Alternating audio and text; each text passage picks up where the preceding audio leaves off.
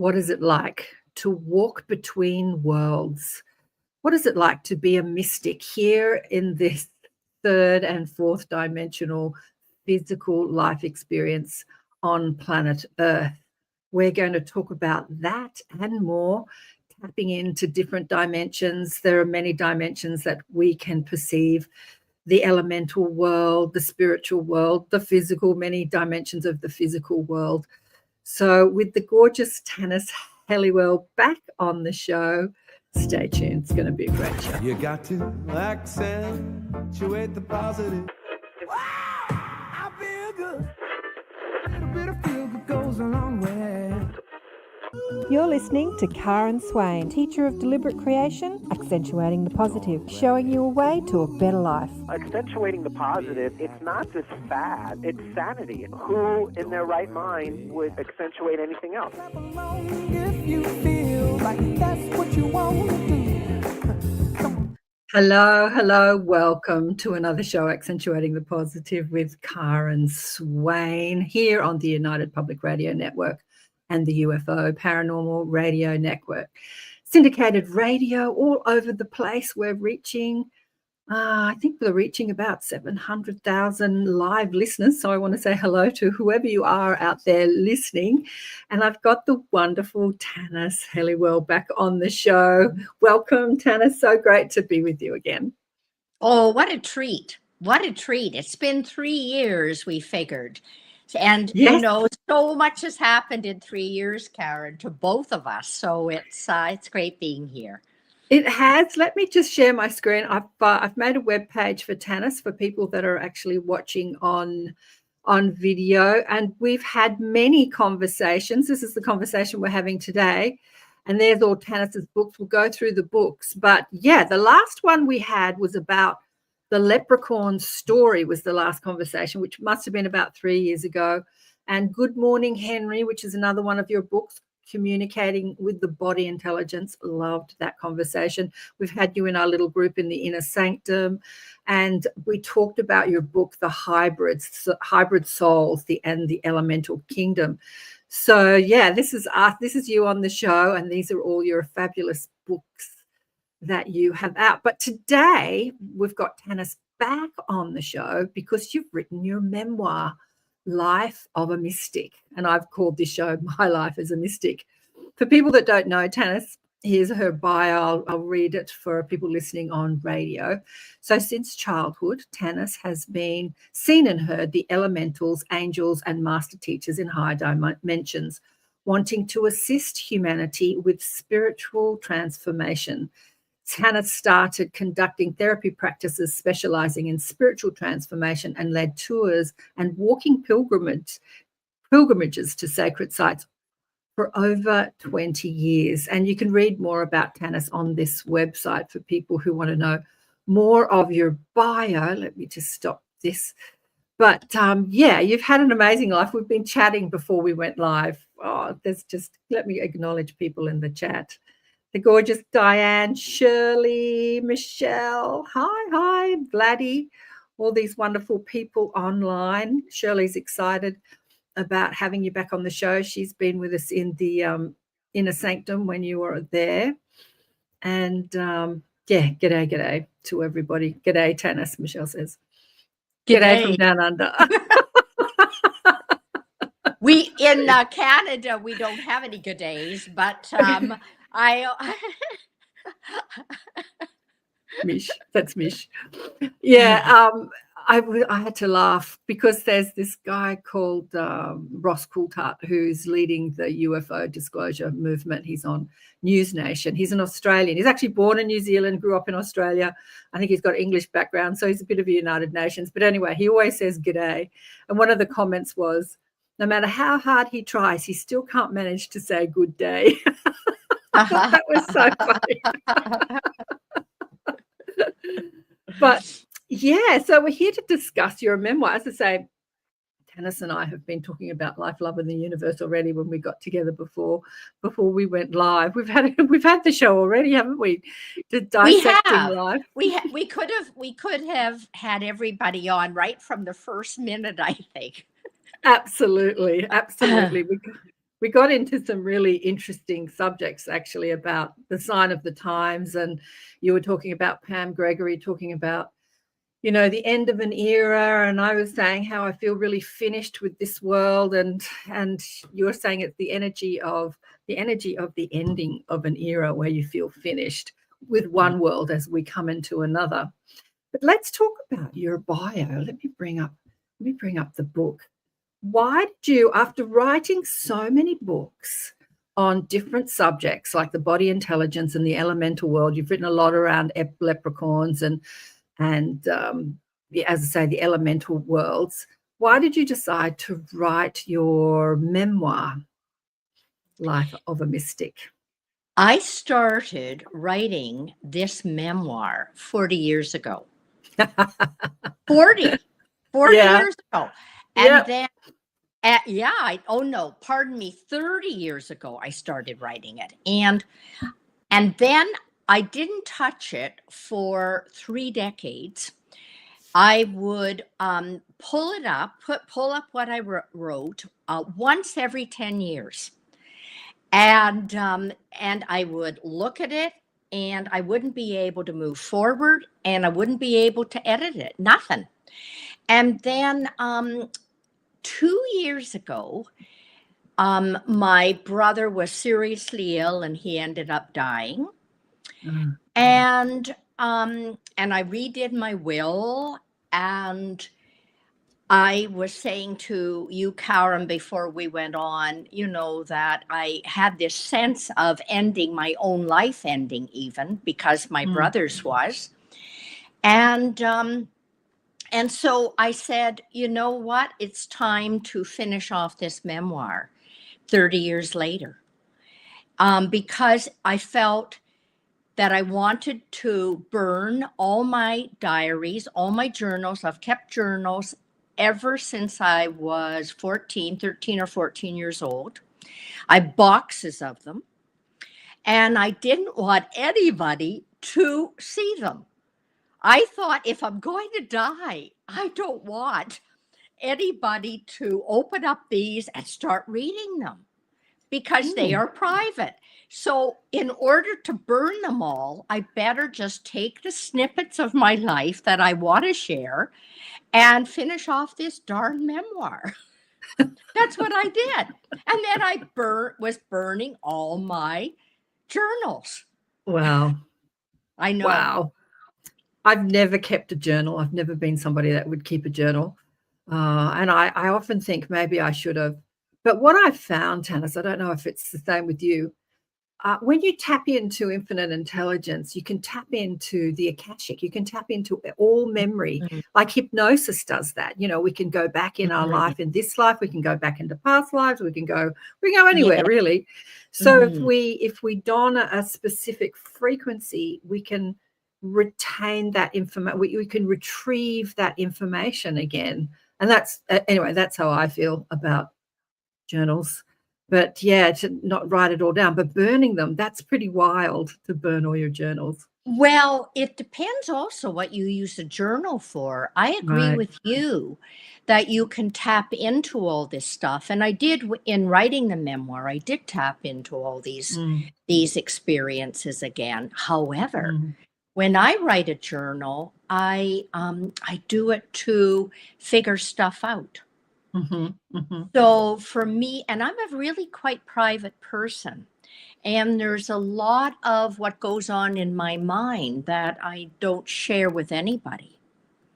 And so my journals would be ways of providing myself with a question and then reflecting on the answer and working out ways to go forward often. Yeah. That's beautiful. Tanis and I were talking before about the new show we've got on the network called Elevate Consciousness, Waking the Quantum Self. And I was saying to someone that, like you, I have chats with my mob. I have thoughts that are just, you know, I'm shown things that are just amazing. And unless I write it down or share it on a show, nobody's ever going to see what I see or hear what I hear. And so Elevate's an opportunity to share some of those things that go on in my head, because I'm so curious about everything. I'm always asking, how does that work? Tell me about that. Tell me about this. And they give me all this information. I really should write it all down in a book. Maybe I will when I get into my 70s. I'll write it all down in a book. Maybe you will. But what I also found is things that I thought I was finished with, or, I'd come to a level of understanding on something when I would be looking at my journals from 30 years ago, I found that I had moved on. Wow. Yeah. That I'd moved to a different level of understanding, what I would think is a more profound level of understanding. So I've often said that truth evolves. Truth evolves to the level of our vibration, our frequency. Absolutely. And so it was an opportunity to actually see that I had grown spiritually by how I was reflecting on things. That was interesting too. Yeah. I have a friend who keeps a journal, but she writes about everything. She writes about what she had for breakfast, when she caught the bus that day. She went to the bit. I don't know, like Diane says, she's kept journals since she was 10. She has over 100 journals to figure out her life as well. Ooh, I wonder if you're going to write your memoir, Diane. Are you going to write? So I hear that you write the journals to sort of, see your spiritual evolution. Do you think it's important to write about the details of our lives as well, like what we ate for breakfast and stuff like that? Do you think that's important? No. Well, I didn't write things like that. I often would write like a to-do list and a reflection, sort of like, should I get this publisher or this publisher? And then I would weigh in on it, or do I want to lead a tour to the sacred sites of Japan, or should I lead them to the American Southwest or Australia? And then I'd weigh in on it. So it was a way of moving things outside of myself. Yeah. Sounds like it was a way of discussing it with yourself as well, like discussing with it my higher self. It was a way yourself. of and I'm a double Libra, Karen, and people say that Libras are indecisive. Well, the real truth about Libras is that they see option 1, 2, 3, 4, 5, 6, 7, and they examine all of them. And then finally they get so disgusted, they just jump and grab one of them. But it's not indecision. It's seeing all the options. You're exactly right. I'm a Libra as well. When you say you're a double Libra, what, your sun and moon is in Libra? My sun and rising sign are both in Libra. Okay. That's exactly right. That's exactly what Libras do. Actually, I just get overwhelmed. And, are you a Libra too? Yeah. And then because I see all the options. That's exactly right. It's so right what you said. And when you see all the options, it gets overwhelming. It's like, which one is the best? And and then I just think, just pick one. Just pick one. Stop thinking about it. Yes. Well, writing the journal helps me go through that. That's funny. Rather than boring a friend, right? And then you're telling a friend, I'm thinking of, option A, B, C, D, E, and then they get involved and they say, Tanis, I think you should do option C. And then, you think, I've already moved on from C. Now I'm on D, and they're convinced now that you're going to do C. Have you found that too? Yes. Yeah. I don't actually want anybody's advice. I just want to bounce it off them. Exactly. Well, I don't bounce it off them. I bounce it off my journal. So I keep my friends that way, and I don't drive them as crazy as I would be driving myself. Shirley says here, double Libra, wow, awesome. 360-degree vision. Is that why you see the fairies? Maybe. So Yeah. a life as a mystic, what's it been like for you to be a mystic and walk in the world where most people don't understand that you can see other dimensions and subtle energy and speak to other beings who exist in the same space? What's it been like for you, Tanis? Well, I was born that way. So I was conscious before I was born. I remember being with the being who was helping me to make a decision about my mother and father and my life. I remember entering my mom's body. I remember hearing everything she was thinking about. I remember being born. I remember, so even after I was born, I was conscious, and and I didn't know that other people lost consciousness. And I didn't know that other people couldn't hear what others were thinking. I didn't know that others didn't see these other worlds. And when I learned that, when I was still a child, maybe 6 or 7 years old, I said to one little friend, we were walking, there were 2 friends and me, and we're walking, and one of the girls liked me and the other one didn't. And she used to say nice things to me, and then she used to think bad things about me. And I said to her, why do you do that? Why do you think that and say that? And she was absolutely shocked.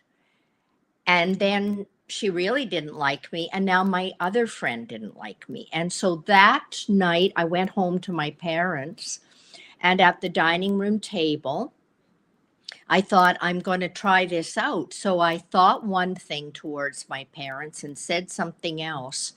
And to my horror, I realized they couldn't tell the difference. Wow. So even as a child, I developed my own ethical way of being to only listen to people as deeply as they want to be heard, and only see them as deeply as they want to be seen. Wow. Wow. Yeah, that's so interesting. I only listen to people as deeply as they want to be heard, and only see people. Wow, that's so interesting. I think I came to that same conclusion, but I've never articulated it like that. Yeah. That's so interesting. The exceptions to that, and I have made an exception several times in my life, and it's only with people who have the ability, very powerful people, either spiritually or in an ego sense, that have the ability to influence thousands of people. And then I will go deeper to check them out for their ethics. And in my memoir, I actually wrote about a time when I did this, when I was in my 30s, and I didn't know, I had never studied Buddhism, and I had been taken to see a Tibetan Buddhist monk. And I was upstairs, and he was talking to some other friends that had come with us. And I thought, I was sitting behind him, and I thought, oh, I'm just going to enter his mind just to check him out to see if he's ethical. and he turned around, looked at me, and said, that's interesting, telepathically, and said, that's interesting. You can do that, but don't do it now. And later on that evening, I was at a meditation, and he entered me and started looking all the way around, all my ethics, everything. I followed him all the way around my bodies, my physical, emotional, and mental bodies. And I went up to him afterwards and I said to him, "Did you really do that?" And he said, "Yes." And he said, "You're a teacher." Yeah. Yeah. So, and we became friends. How old were you at the time when I that was happened? I was in my middle 30s. Because if you read Tanis's bio, which I haven't read extensively today, you spent a lot of time in the corporate world. Like, even though you knew you were a mystic, for a better word, a psychic, open, remembered, conscious, like, what could we call it? Like, you're conscious of your memory of who you are as telepathic, as an extension of source connected to a higher intelligence. You went into the corporate world and you did a lot of work in the corporate world. Like, you weren't always the spiritual teacher. So when he said you are a teacher, did you know that at the time? No, he meant a spiritual teacher. A spiritual teacher, that's what I meant. Yeah. I started teaching spiritual subjects when I was only 28. And I started leading people in past life regressions, taking them to see before their life why they chose their mother and father. Mhm. And I actually became, this is all before Shirley MacLaine and before others were doing it. We're going back a long way, 4 decades. And I became very well known. I was on TV, radio, international newspapers. It was phenomenal what happened. I had no idea I was going to become well known for this. And at the same time, I was a corporate consultant since I was 28. And as soon as all of this happened to me in my early 30s, half of my corporate clients fired me because there I was on national radio and TV, regressing announcers to their previous lives. That was it was a real trauma because I was innocent in some ways. I thought, what's the problem? I said, I don't talk about past lives in our corporate workshops. I said, the reviews are excellent. I've been working with you for 5 years, and why would you fire me? And they said it's a credibility issue. Oh, wow. Yeah, it was a real learning, Karen, to very painful learning because, some of these people would become my friends. And it never dawned because I always knew, because my parents had a hardware store. And which is very concrete, practical, down to earth. I knew from a very early age what I could talk about and what I couldn't. And I never told my parents about any of these things that I was doing. No. Yeah. As I hear you, as I listen to you, I'm thinking, does that still happen in the corporate world? Like, does that still happen? How far have we come in 4 decades? I mean, if you're in the corporate world working in a mainstream job and you're talking about, past lives or talking to spirit, do they still see you as not being credible? I wonder how far we've come. Yeah. What does Mish says that they didn't want you to see who they really were, maybe. Yeah. I remember saying this to a girlfriend who's since left her body.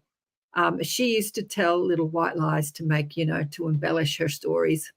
Never let a lie get in the way of a good story.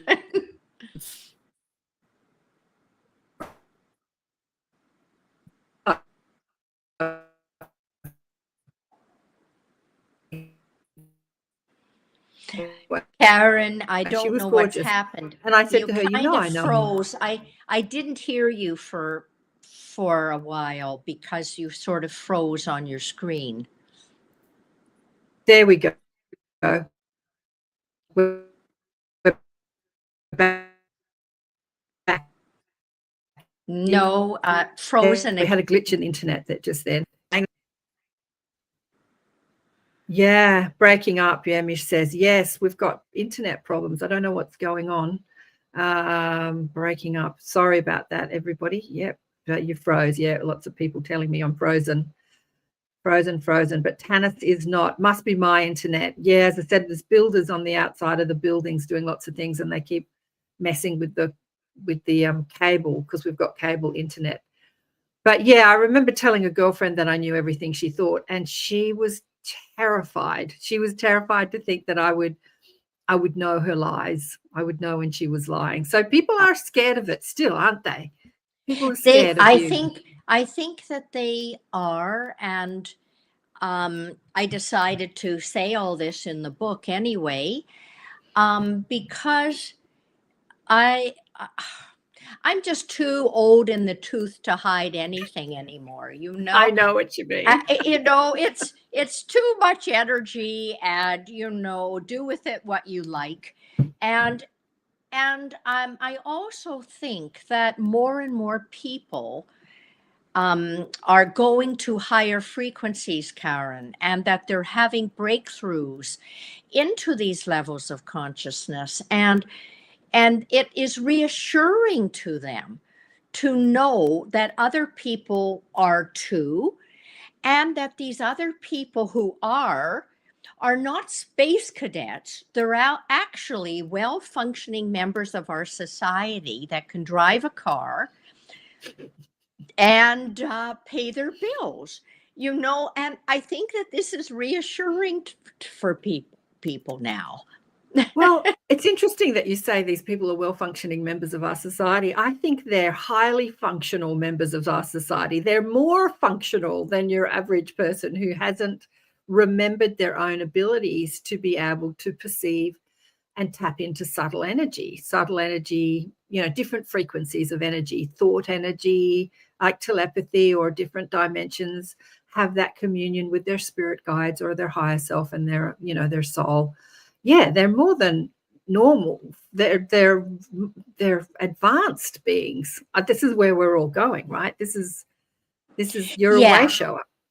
Yeah, this is definitely where we're all going. However, I would put in a little caveat here, and it is that while we're living in this third dimensional physical world, I do think that we have to be successful with the laws of the world, and that this is our foundation.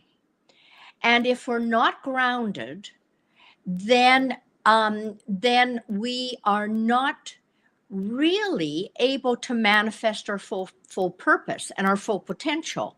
So it's very important to be grounded in this physical world, and then from there use it as a launching pad to work with the higher astral realms, the emotional and the higher mental realms, but that we are meant to be able to manifest down here. I'm thinking of I am a student of Paramahansa Yogananda, who wrote Autobiography of a Yogi. And he manifested an entire organization. He manifested all these books he wrote. He manifested centers all over the States and in India. He was a wonderful manifester. And I think that is the way it is meant to be. We should be able to manifest. Yeah, I see what you mean. You're a student of yoga. I'm a student of his guru, Sri Yukteswar. I saw a past life of me in his ashram as this skinny little Indian man. And I don't remember seeing Yogananda. I don't know if it was before him or after him. Maybe he was in America and I was in India. I don't know. But yeah, Yukteswar was in a past life one of my teachers. Interesting. Me too. Really? Too, Karen. Yes. Maybe that's where we know each other from. This is where we know each other from. And like you, I was a student of his in a long, long life ago in India when I Yeah. also was a man. And I remember that life. But like Sri Yukteswar, my gift is wisdom. And Yogananda's gift is love and devotion, which is my weak area. Oh, really? So Shri, well, yes, we're all Maybe lagging mine in too. something.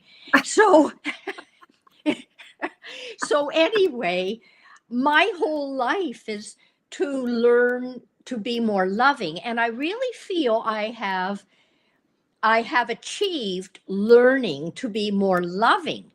So in that way, I'm a success story. However, I still am not fully good at devotion. I'm not. Devotion. I'm not good at that. I'm not obedient. I'm not obedient. I've never So, been obedient. But well, there we go. do we have to be obedient? I don't know. I think in this age of, like I was telling you before, this week on Elevate, we talked about the hypnosis of social conditioning. In this age of disclosure, where we're uncovering a lot of the lies that we've been living after, I think being disobedient in many ways allows us to see outside the hypnotic box that we've been in, like the conditioned thought forms, the programming. And so when you're disobedient, you can break the box of the programming and move outside of it in many ways. Well, I would say that what the gift is being discerning. And if we are discerning, we can see if it's a false ego box that we're asked to go along with, or is it a spiritual law that we're asked to go along with? I have no trouble at all being disobedient to any false ego-centered law, but I do not want to be disobedient to higher spiritual laws. Yeah. Mish has a question here. She wants to know, have you ever come across anyone you couldn't tune into? Interesting, Mish. Thanks for your question. Not really. For you. Not really. So why do you think that is? Do you think that people could put up their walls and their blocks, but when you have consciousness like you can just see straight through it? Yeah, really. Well, like with you, if you were a student of Sri Yukteswar, who is the king of Jnana yoga, so he is all wisdom and discernment. So yes, my discernment is very, very acute. And but yours must be too, Karen. Your discernment. I think so. Sometimes I get a bit lost. But it's interesting. Years ago when I was young and I read the autobiography of a yogi, I remember hating Sri Yukteswar because he was so strict and he didn't portray that lovingness. And Yogananda was so loving and devoted towards him. And I'm like, why do you like this guy so much? He's so strict. That's before I remembered my past life. But yeah, it was interesting. I remember not liking him as the character in the book. I was like, he was so stern and strict and not emotional and loving at all. Yeah. That's interesting because he is very kind to me, which I find very interesting because I know he has this reputation, and I know that Paramahansa Yogananda just talks about it, and I know that that's why Sri Yukteswar never had nearly as many people in his ashram as Paramahansa Yogananda. Right. However, he's always been gentle with me, and I find that interesting. I don't know why. I suppose it's because He knows that I'm giving things my best effort. I am giving it my best effort, even this devotion that is not as well developed. But who do you think we're supposed to be devoted to? What's the devotion thing all about? Who do you, to the source of all. okay, to the higher self, the wisdom source. To the higher God, if you like. divine Father, of which, you know, all enlightened masters are united with. So I have a feeling, not just a feeling, but through everything I have read from many sources, that unless I'm now reading the Bhagavad Gita, and from everything, that we may be so advanced in so many ways in our consciousness, but if we are unable to have this incredible devotion in our hearts, where we so fully trust and surrender our lives to spirit, Trust. yes, that we will not attain the final goal, which is union with the divine. Yeah. Oh, that's so important. Yes. I was talking with Tanis before about how long I've been doing this. I've been showcasing new old teachers for about 25 years, about 16 years on media. So I've seen a lot of people come and go, and a lot of students come and go.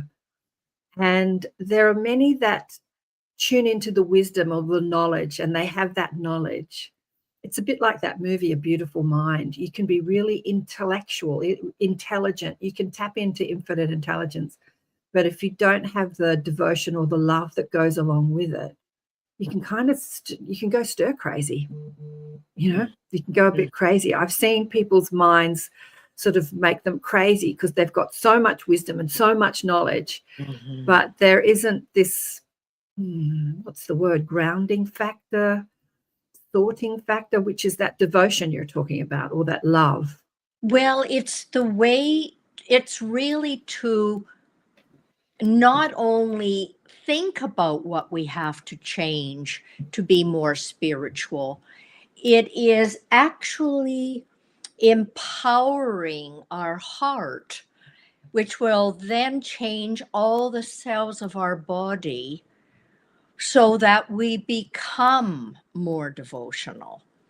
So it goes beyond the mind and the mental processes to an actual yearning, which comes from the heart. And this in me still lacks. I'm still lacking this. It doesn't mean that I don't have any of it, Karen, because I have the faith to say the path, which maybe in some lives I didn't. I would lose faith if I didn't see an outward manifestation of my progress. But now I'm not judging it that way. And maybe somehow Sri Yukteswar knows that I'm not judging it based on outward success of staying the path. It is a continual recommitment to developing a greater devotion. Devotion and trust. Yeah, trust in the love of the universe. I think that's a global thing, you know, having that trust, especially because I think one of the biggest thought forms on the planet is the survival thought form. Will I survive? Which is really wrapped up in money. I mean, when you look at a lot of countries, third world countries, there's a lot of poverty and striving and suffering in that respect. And even in the rich Western countries, everyone's striving for more money, more success, you know, to survive, to feed their children, to pay the mortgage, that survival instinct. And when you have that faith and trust and devotion, there's no striving. I think Deepak said it takes you from striving, from surviving and striving to thriving. Yeah. Well, and also not even being concerned with the ego need to survive, because Mhm. the ego, I mean, our greatest fear ultimately is our fear of death. Mm. And and our ego, this personality, this particular life I'm leading is going to end. Yours is going to end. All of ours is going to end. And with devotion and total union with the divine, it's knowing that it's only this one little thing that ends. And so there is no death, really. It's really, and we haven't got that in our body, really. Mm. Mm. So we still have this fear of total union with the divine, where there is no me anymore. Mhm. And I think it comes down to the fear of death, not just physical death, but the death of whatever we think of as me. Yeah. Mhm.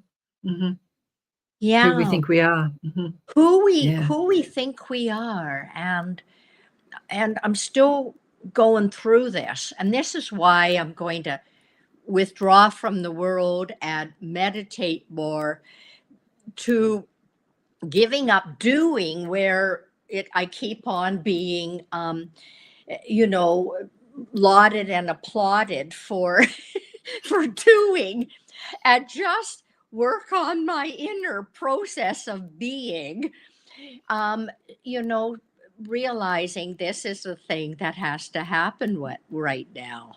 I think a Mhm. lot of people realize that the world is dying as we know it. We talked about it Mhm. before we Mhm. came on, and it is dying. All the old systems, economic, environmental, um, organizational structures, everything is dying. It is collapsing. And there's nothing that happens out there that doesn't happen in here. So it's the collapse of the ego, the collective ego and the personal ego.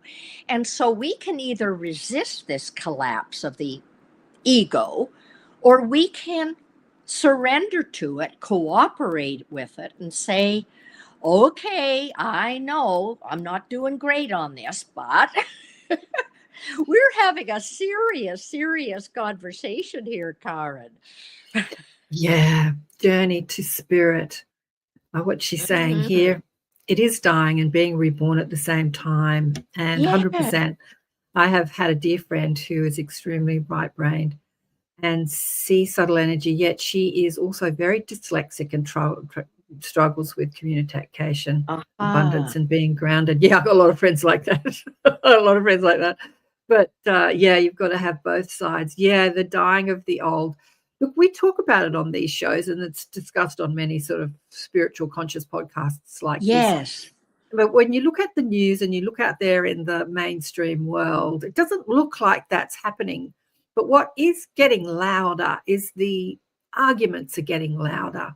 Do you think that ego death, that collective ego death, there's like a fear that it's going to die, so it gets louder? Do you think that's a Yeah, way of thinking about it? that's very perceptive. Yeah, because if we think of us individually, if we are attached to something Mhm. and we think it's going to be ripped away from us, we become like a child yelling and Resistant. screaming, no, no, give me back my toys.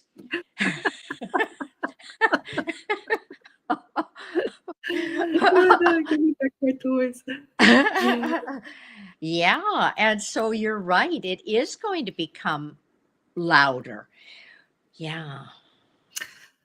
You, in the last couple of years, you've written a few books, and one of them we haven't talked about on the show, which is really interesting. We touched on it in other shows. Was let me just bring this up again. Was the Dragon book? So we're talking about you walking between worlds and Yeah. dragons. I remember hearing Joe Rogan. So some mainstream news person tried to discredit Joe Rogan and said, oh, you can't listen to what he says because he believes in dragons. And he thought that was hilarious. And so on Twitter, he changed his handle to Joe Rogan Dragon Believer. I don't know if he does believe in dragons. Yeah, the book That's that you funny. wrote before this one is A Dragon's Tale. What's that one all about? Well, as you said in your introduction, I'm quite well known for books on elementals. And I wrote 3 books on elementals with my leprechaun friend, Lloyd. And I thought that that was it. I was just going to be with humans and elementals. And then Mahavatar Babaji, who is that eternal youth who lives in the Himalayas, who was part of the lineage of Sri Yukteswar and Paramahansa Yogananda, for people who are wondering who the heck is Mahavatar Babaji. And he appeared to me in my meditation. Uh-huh. And he pulled me into a high astral realm where I looked down not only on our planet, but on different planets in our solar system.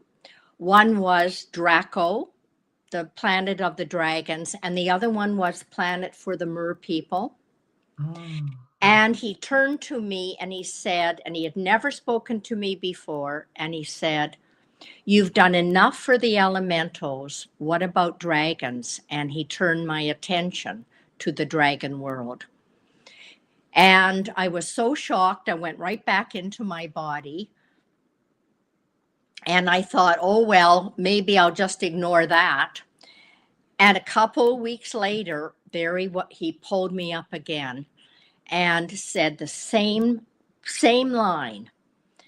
And this time I heard a dragon on the dragon world summoning me.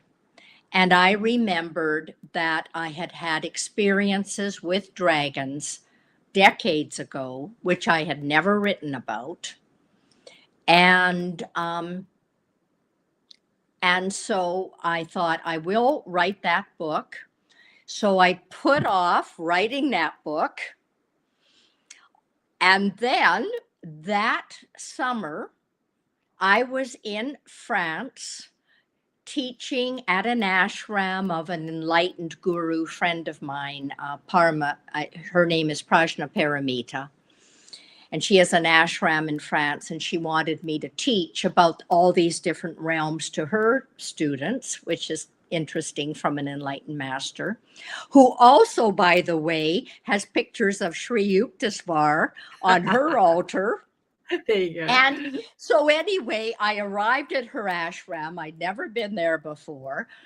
And she's taken me around the whole ashram, and it's like acres and acres, hectares of property. I think it was like 23 hectares or something. Is And this we in come India? In India? In France. Oh, in France, right. Yeah. And so she took me into the forest and she said, Tanis, I tell everybody else not to come here. But when we had a ceremony here, a fire ceremony, and we had our teachers come from India to lead this fire ceremony, they saw a black dragon arrive and go into our forest. Wow. And I felt, I have to bring you here. She had no idea that I had been told by Mahavatar Babaji I had to write this book on dragons. And there was the dragon waiting for me. Wow. So because I had put it off. When you said he was waiting for you, he was there in his etheric body. Yes. He wasn't in a physical form. He was. No, he was in there in form. His etheric holographic body. Right.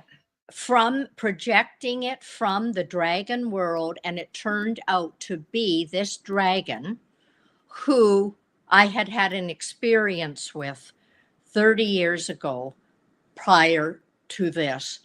And he had been, I won't tell the whole story.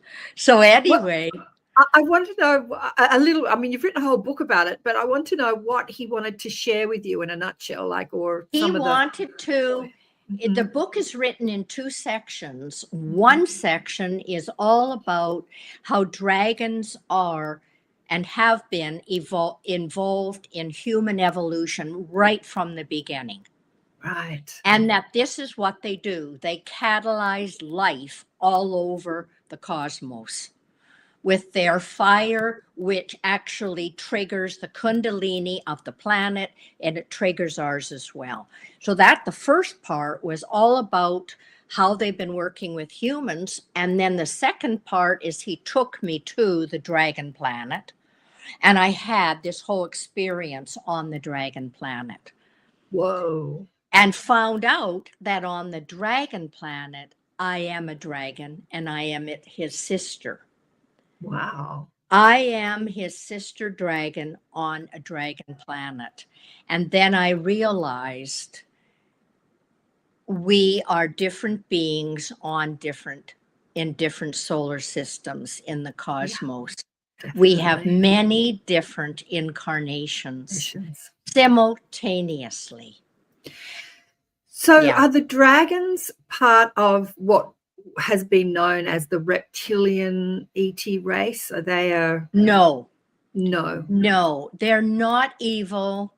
They're not evil. Not all reptilians are evil. They've got a bad rap, the reptilians. I mean, there are some that are very controlling and some that aren't. But yeah, they're not the evil ones that are supposed to have taken over the monarchy. Yeah, I know. Yeah, the reptilian brain. Mm-hmm. No, they're not those. They're a highly evolved race, higher than the human race. Mm-hmm. They are in the high astral, lower causal. Mm-hmm. They travel in space and time down dragon lines. It's interesting that we call ley lines, which are the electromagnetic lines of our own planet, we call the ley lines dragon lines. Right. And isn't that interesting? Mm-hmm. Very. And the dragon in the Western world has been always demonized, sometimes equated with Satan. And St. George is always trying to kill the dragon. And in the Eastern world, they are the enlightened beings that are beneficent. Yeah. I've discussed dragons many times on the show. I discussed it. Have you ever heard of Penelope Smith? She's classically known as an animal communicator, but she's like you. She's an incredible mystic and seer. And we went into dragons with her. She said, "Oh, not many people ask me about dragons because everyone wants to talk about their pets, you know. That's her thing." But and with other people, and apparently the dragon realm energy lineage is the same as the angelic realm energy lineage. They come from the same lineage as what we perceive or call angels, helpers of other humanities, or of humanity. Journey to Spirit says, so if we've had an interaction with dragons, like during a healing session, we may be living a simultaneous dragon life. Not necessarily, but maybe. Yeah. Highly probable. Mm-hmm. Yeah, it is. Yeah, I agree with your answer. I'm just going to tell you something very strange because it has to do with my memoir and my brother. Right.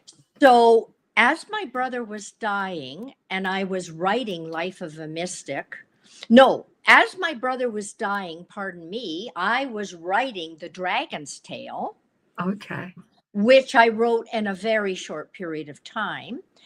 And my brother And I had already been told that the dragon's name, my brother dragon on the dragon planet, went by Jake.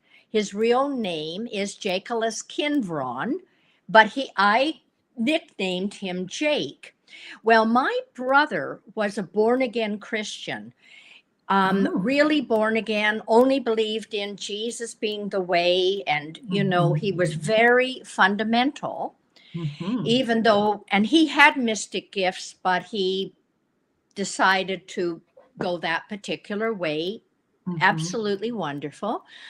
And as he got closer and closer to death, he had no idea I was writing a book on dragons. And as he got closer and closer to death, he started speaking about an old friend by the name of Jake, who he worked with 30 or 40 years ago when he actually got the asbestos cancer because they were renovating old houses, and how he was trying to get a hold of Jake and he couldn't get a hold of him.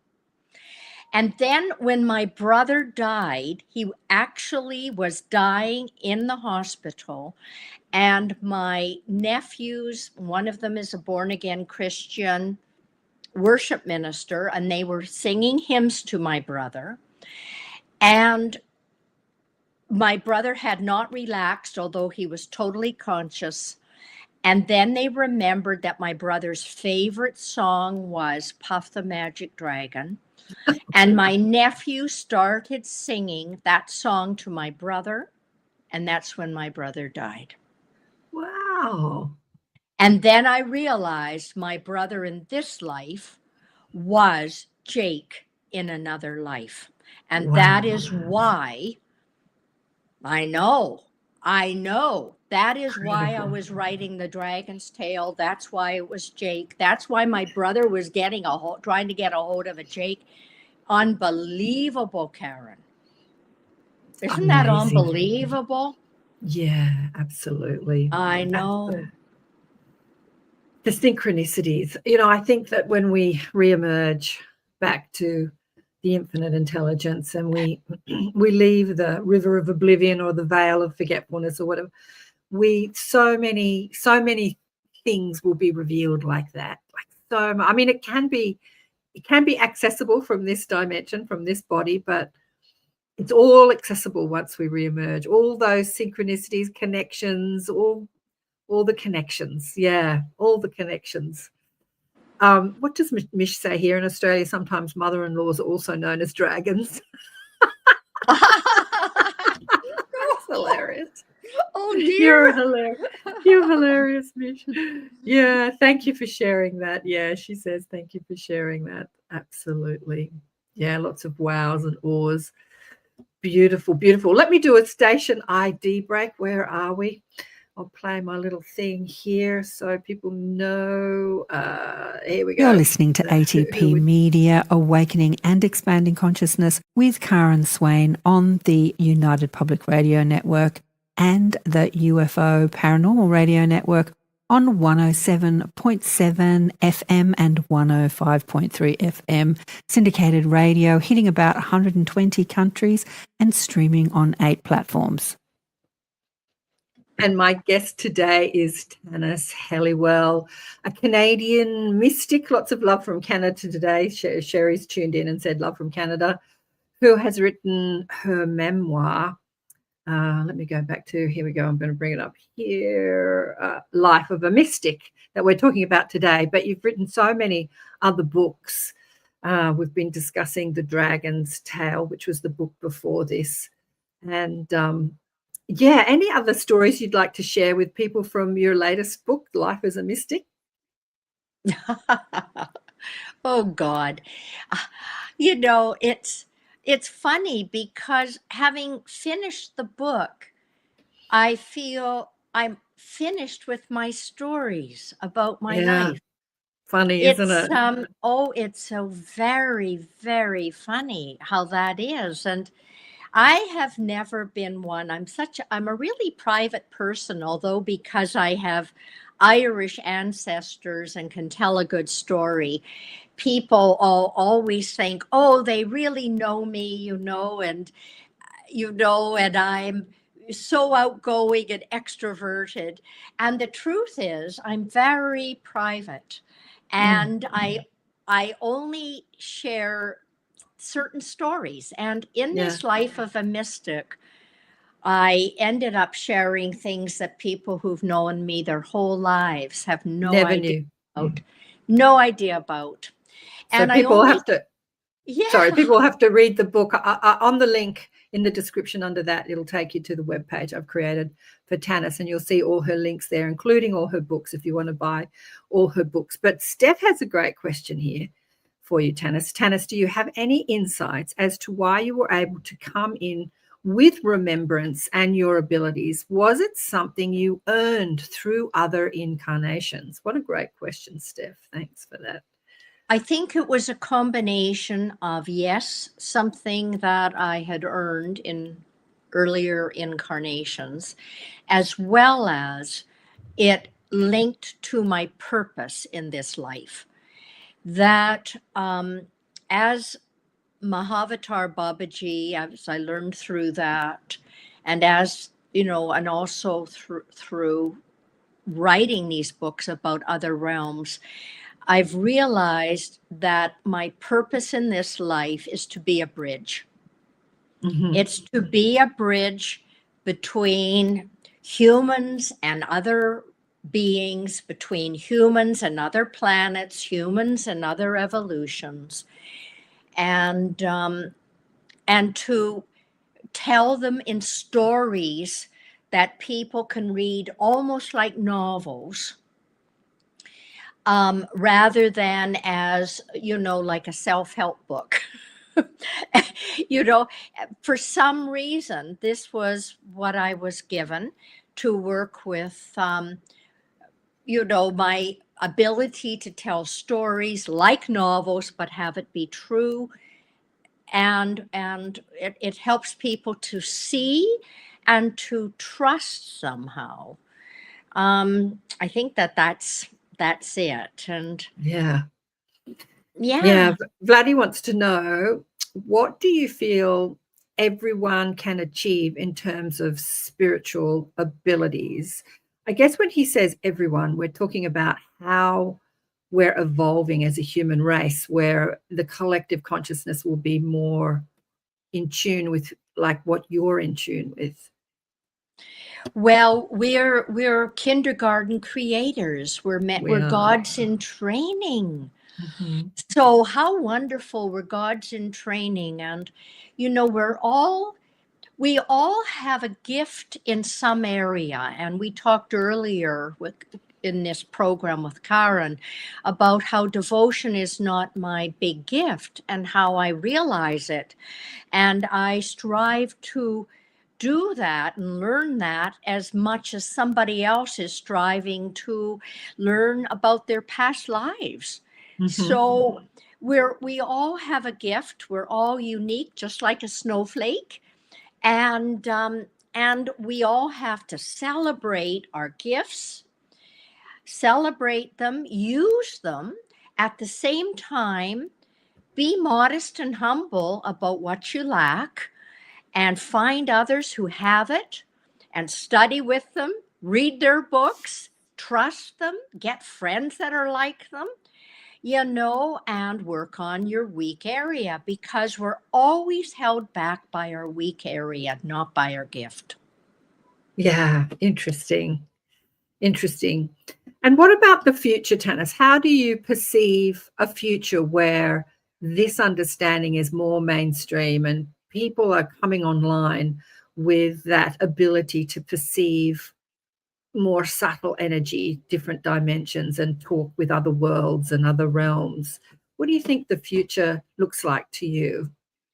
Oh, I think that we are meant to be clairaudient, clairvoyant, clairsentient.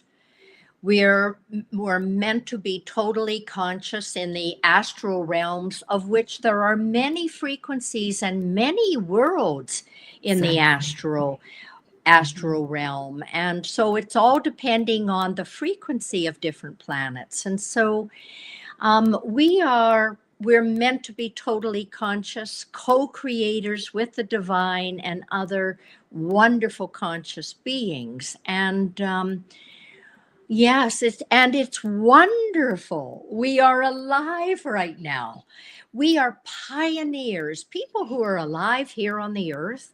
We are pioneers, and we're meant to be bridge builders between the Piscean and the Aquarian age. And the Aquarian age is the enlightened human. Yeah. So we're all moving there. You once said to me on one of the shows that we've had together that the fourth dimension is merging with the third dimension. And so that subtle energy that we know as the fairy or the elemental world, which is a world that exists simultaneously with our world in the same space, it's just a different frequency, will become more known and more seen through our physical senses. Yes. Yeah. Do you want to talk more about that? Well, it's exactly as you say, Karen, that there's a bleed through now. It's like people's crown chakras are starting to open, and it's opening because people are doing their own work. If we do our own work and we attempt to, the best we can, we attempt to lead good lives. We attempt to be good citizens on this planet. We attempt to caretake other beings and other, even octopuses. Or is it octopi? I don't know which one it is. But we realize that there's so many sentient beings here, crystals. But that they're all have a different degree of sentience and other gifts that we don't have. And we somehow realize, everything is alive. And this is happening. We're becoming aware, even mainstream's becoming aware of the interconnection of all sentience on our planet. And so as we realize that in the physical world, we're starting to, we're changing. And now we're having bleed throughs into all of these other realms. We're seeing angels, we're seeing UFOs, we're realizing crop circles are not being made by farmers and tractors, and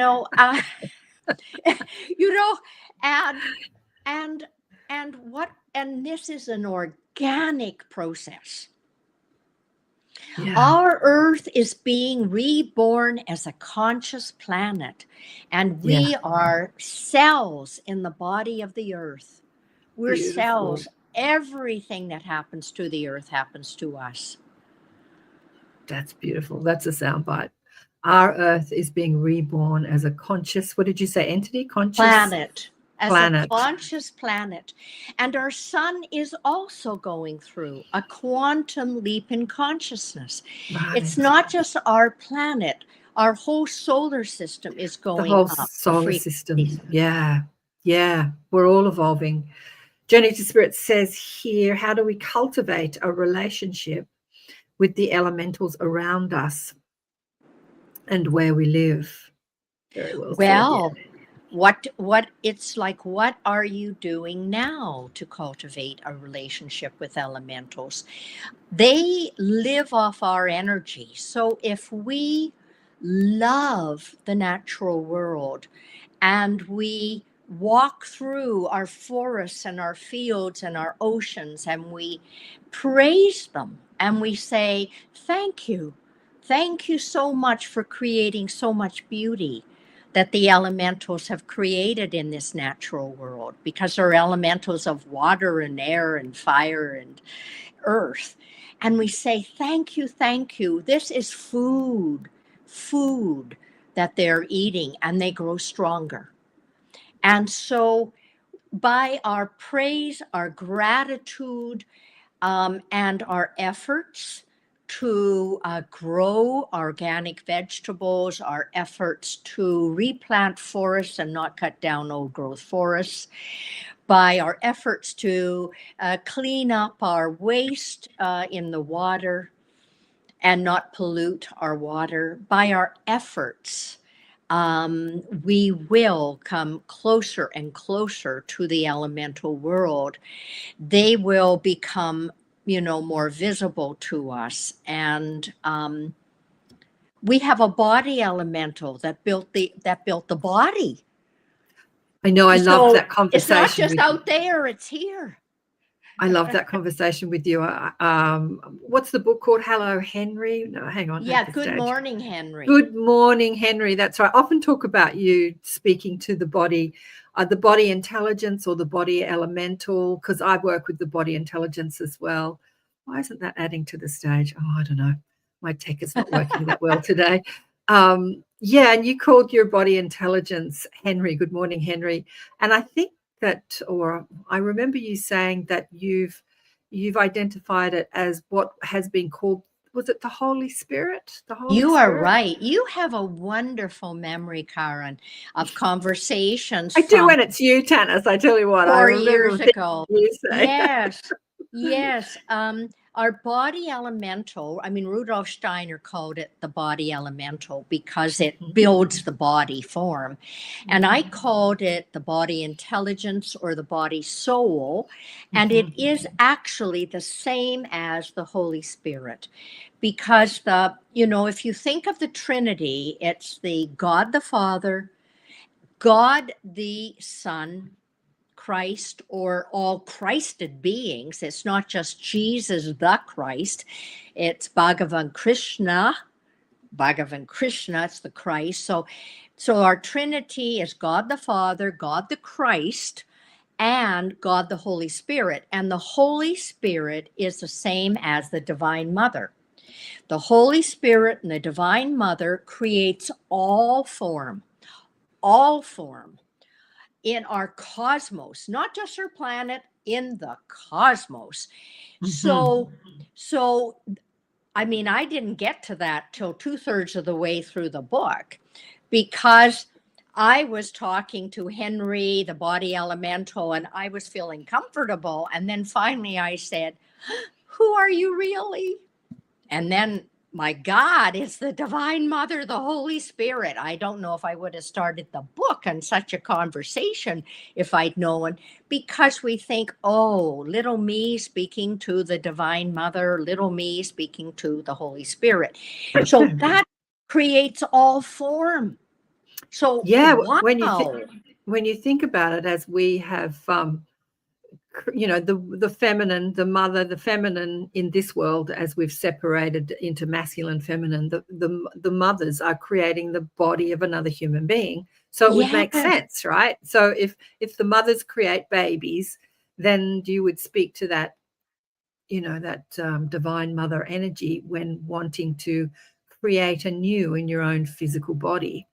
Yeah, create a new body. If you're not liking the current body you're wearing, create a new one. Speak to the body intelligence, the Divine Mother.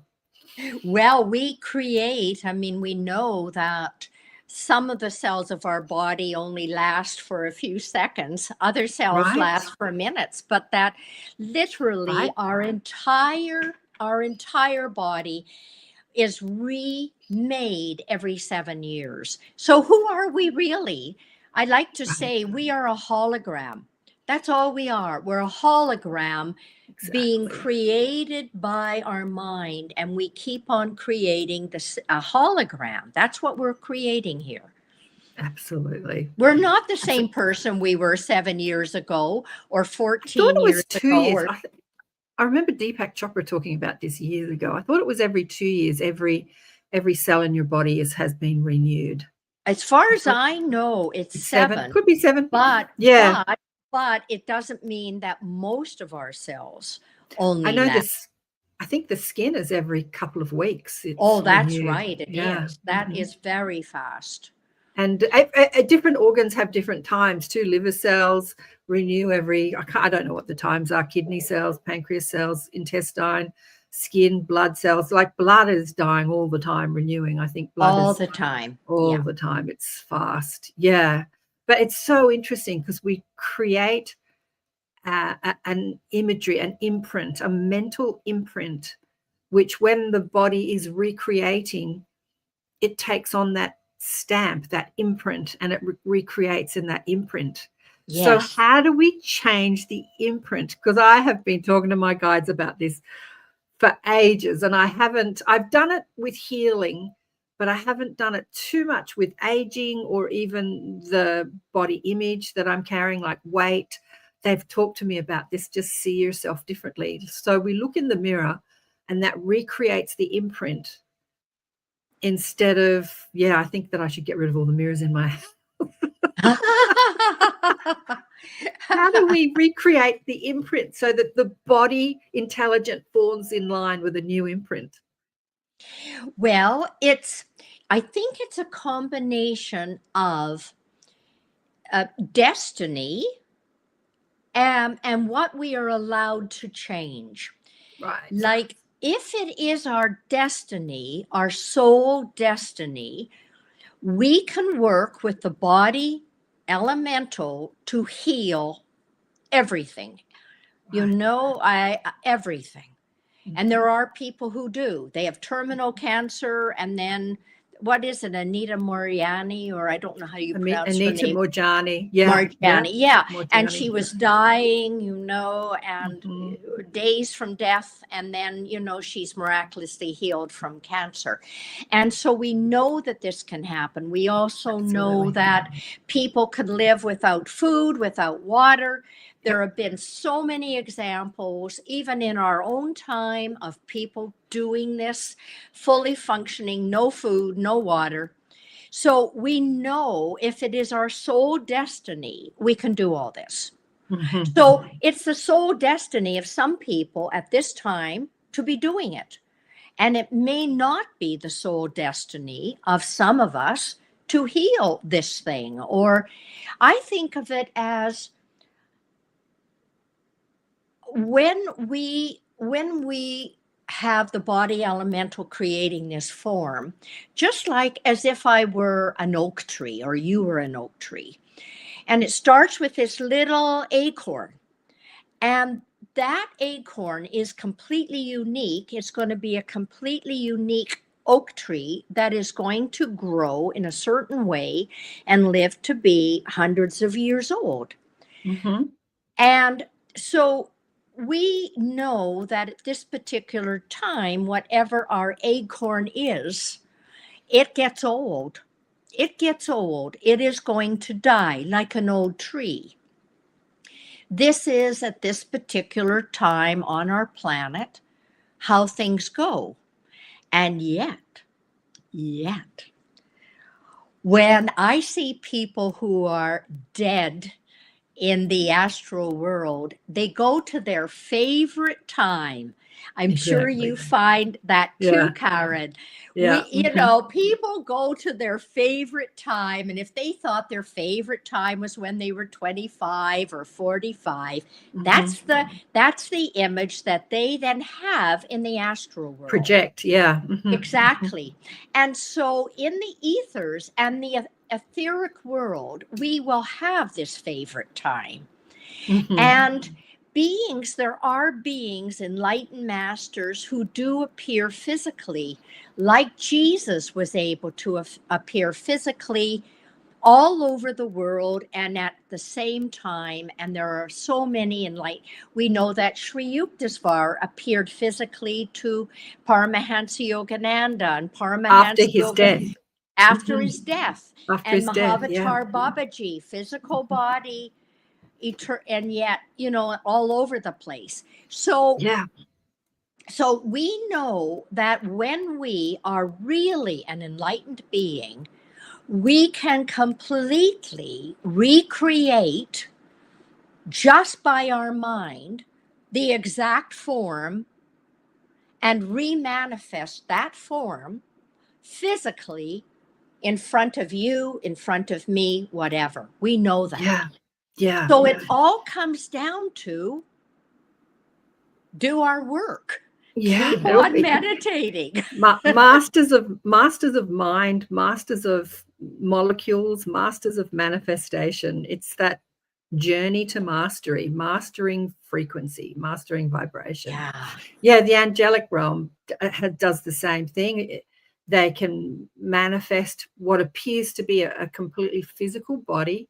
You can see it, you can smell it, you can touch it, but yet they've manifested it from, I don't know, molecules, ether, to present a message, or like we've heard many stories of people disappearing, like angels being there in times of trauma, and then they disappear, they vanish, and masters of energy, masters of molecule. Anything's possible in this world of Totally.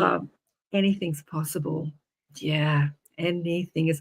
I was listening to a podcast show, two people talking about the UAPs and ETs and stuff like that, and they were going down the rabbit hole, but then they'd hit a wall, and they were saying, do you believe in the secret space program and the 20 and back? And they were going into concepts which seem completely crazy to us, which probably this conversation seems completely crazy to most people, listening from the mainstream world. And it's funny how their belief took them so far, and then they hit a wall and it stopped. And it was interesting to hear their conversation, because when you understand that anything is possible with consciousness, right? You can create anything. Yeah. And anything is possible. So why debunk any of it? Like, thought creates. And so if you can think it, then it exists in some realm or some experience or some dimension. It's there as an experience that we can have. So why say it doesn't exist? Mm-hmm. Gosh, Karen, that is so reinforcing. I'm thinking of your image behind you and the water, and how Masaru Emoto and his book on messages from water about how we can change the health of water just by our thoughts. And how when babies are born, they're 75% water, and the earth is 75% water.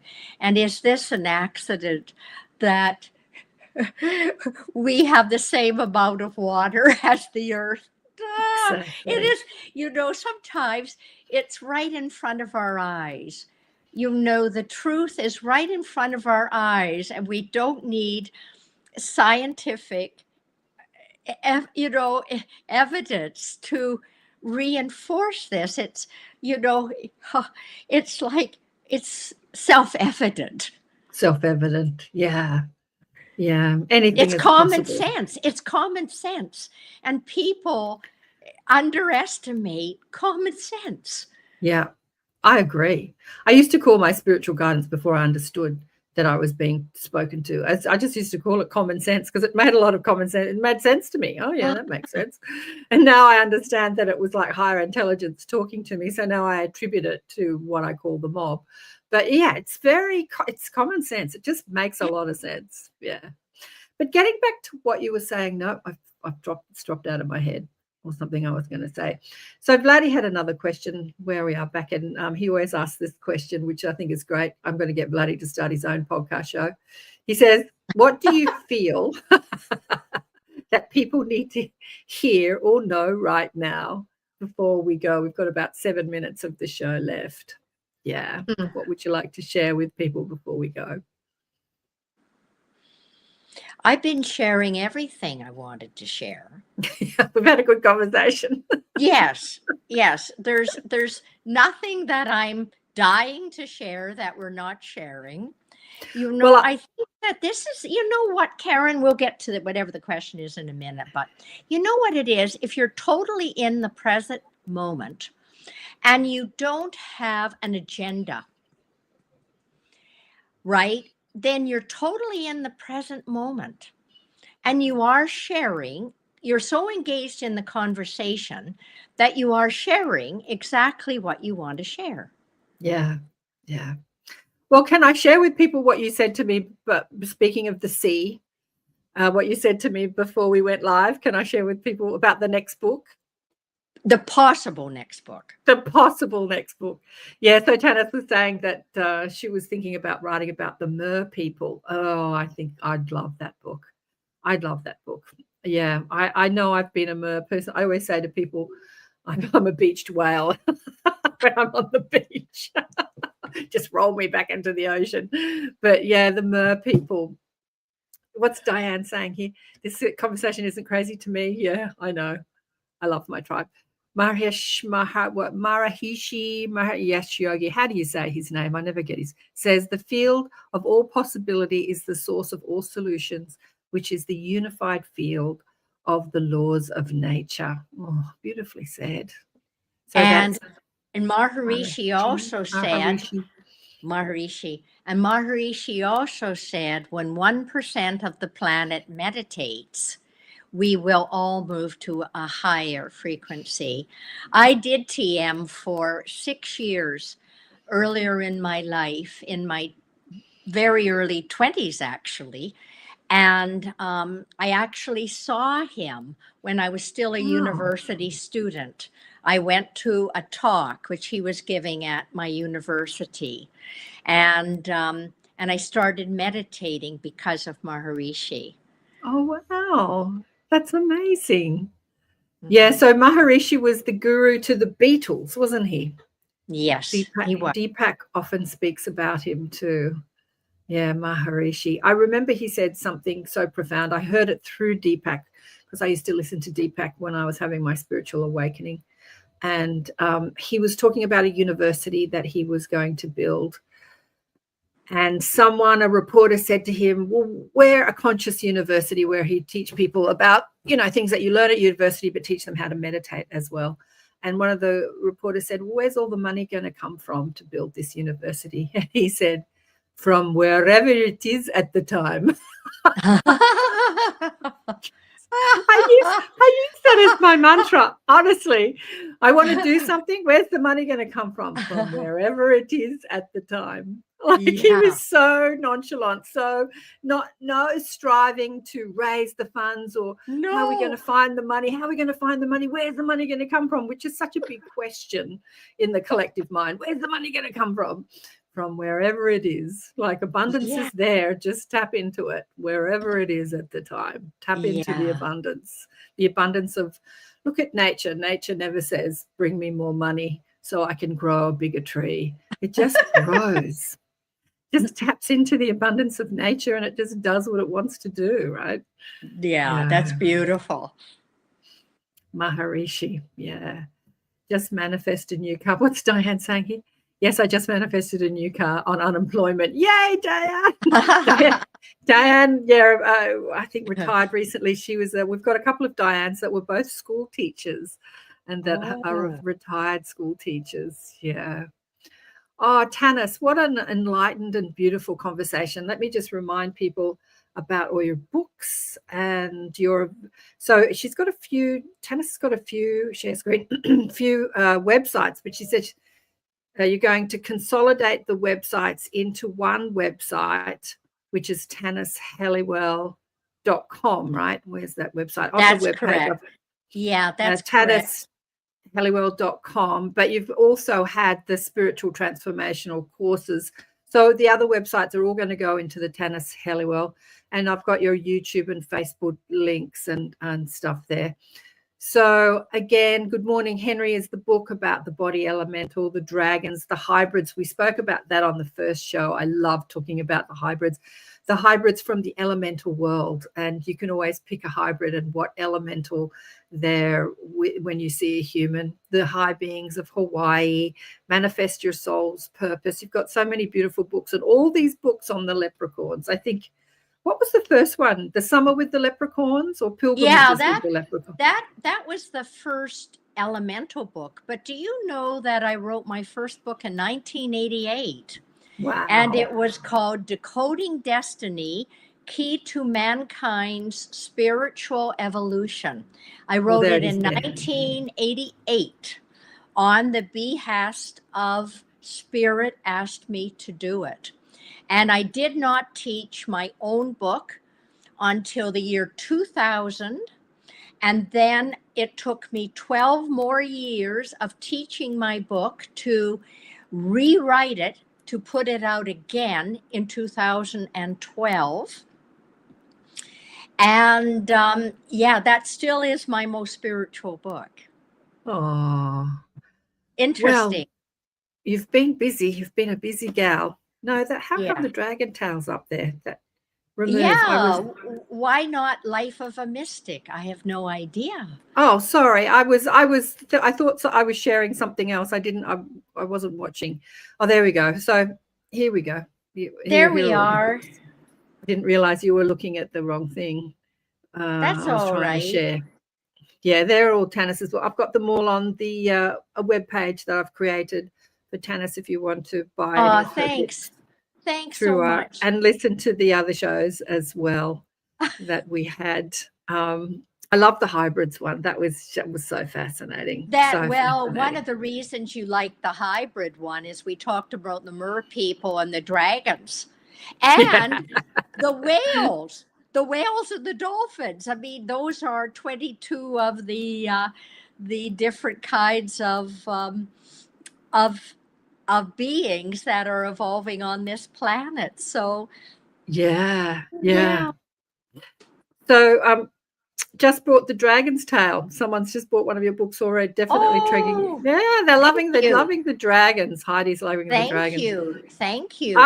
I haven't read the latest book, Life of a Mystic, but I reckon that is a must read, Life of a Mystic, because as you say, you've shared a lot of things that you wouldn't have normally shared with people. A lot of secrets have been revealed, and you burnt all your diaries. Darling one, it's been so beautiful. Oh, we've run out of time. It's been wonderful. For coming back on the show. Karen. Thank you, Karen. And thanks for everybody. Thanks, Heidi. Gratitude, beautiful souls. She says, thanks, everyone. Thank you. Thank you, everyone. She's got the leprechaun story and she loved it. Thanks, everyone. And enjoy the other programs coming up on the United Public Radio Network and the UFO Paranormal Radio. Catch you next time. Remember to tune in to Elevate. We're talking about the magic of gratitude and appreciation as you've got your Thanksgiving coming up in the US. I know that Canada has it way earlier, but we don't classically do Thanksgiving. But the power of gratitude and appreciation coming up on Elevate this week. Big love to you all. Bye for now.